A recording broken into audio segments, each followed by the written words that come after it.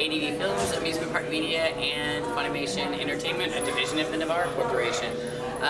And also a DJ, and that's one of the other things I'm doing here this weekend. So you guys did that a lot better than we would. Yeah, well, there you go. We've had a little bit of practice. We say a little bit of practice. Credentials. So what have you guys been working on lately? Let's see. Pretty sensitive question, actually. Yes, that you can talk about. Yeah. Yes, I was getting ready to say there's a lot I can't talk about. It's a pretty sensitive question just because a lot of voice actors aren't working right now. Yeah. This industry is pretty much drying up, and a lot of people, the thing that I think is nice about it is most of us that have public blogs or MySpace or Facebook presences,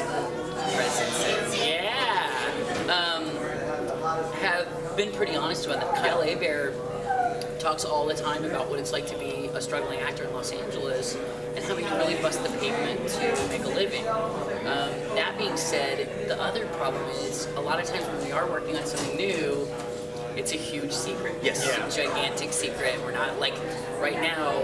I have another big one. He's got one. We both have big projects that we can't talk about. Yeah.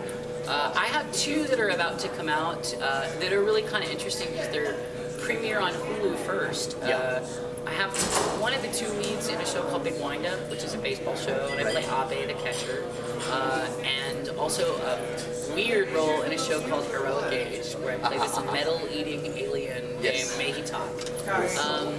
So those shows, the cool thing about those shows is they were premiered on Hulu. And in the case of some of the shows now that are being shown on Hulu first, they're shows that wouldn't even have enough of an audience for a DVD release. Right.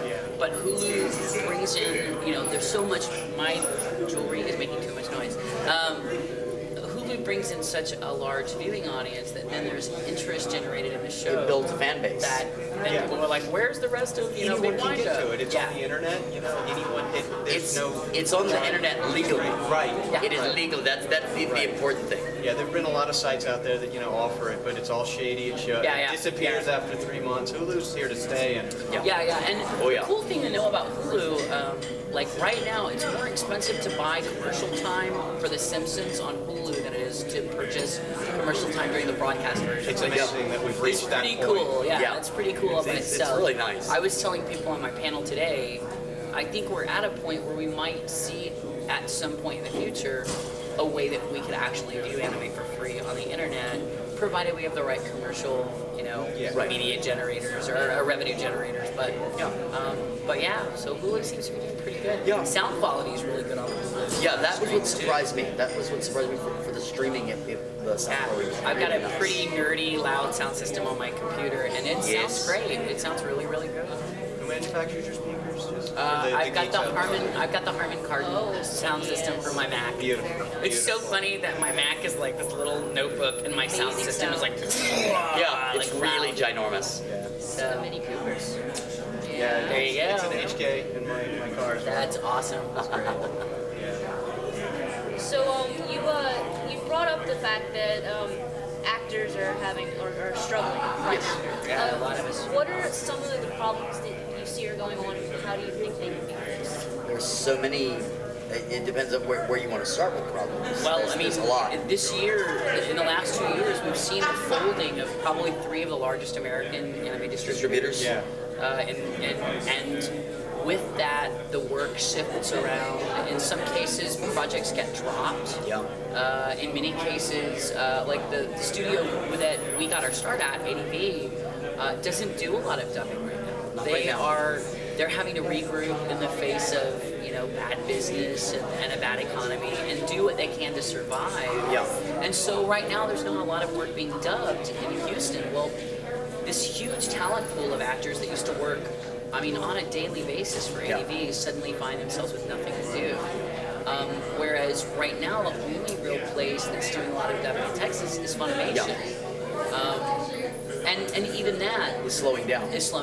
There are fewer and fewer projects to work on. So we've got video game work that we do every once in a while, but that's very few and far between. We definitely don't have the avenues like, Vic has just recently moved to Los Angeles. There's always some form of media going on in Los Angeles. And there's always VO work and other voice work, but not anime. And there's often acting work. Yeah. It's very often theater, commercials. A lot of voice actors do theater, commercials, film.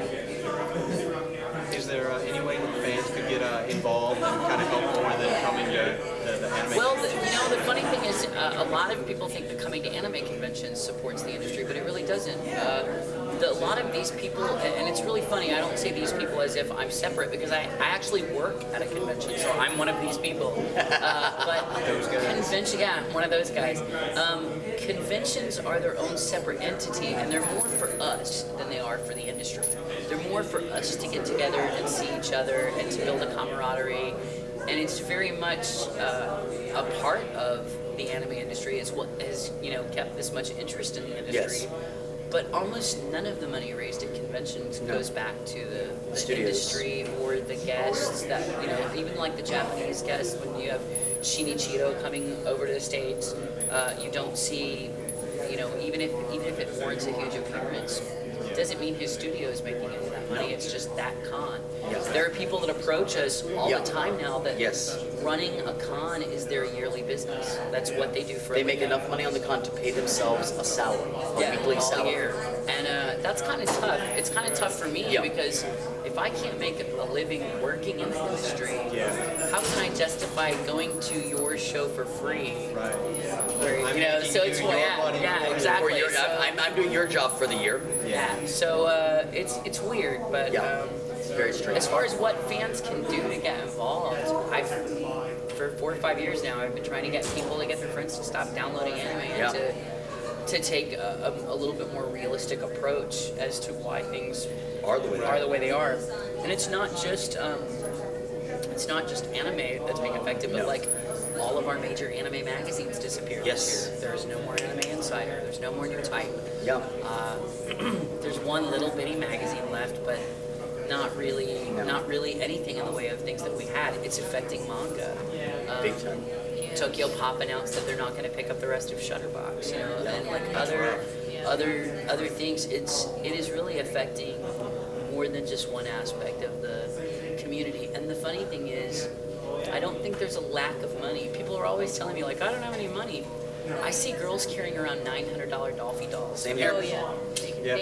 Everyone has an iPhone right now. Yep. I don't. That's right. I don't. I don't. Greg and I both have the same phone. It's called the Rant. It's called the Rant. I just like it because it's got a great name. Well, my thing was, every time I'd pull it out, people would say, oh, you've got a Rant. And I'm like, how do people know? Until I saw Greg texting, the back of the phone says Rant. And I'm texting away and somebody goes, you've got a Rant. And I'm like, wow, this must be a really popular phone. And Sprint, if you're watching, that is product placement. That is product placement, Sprint. A shameless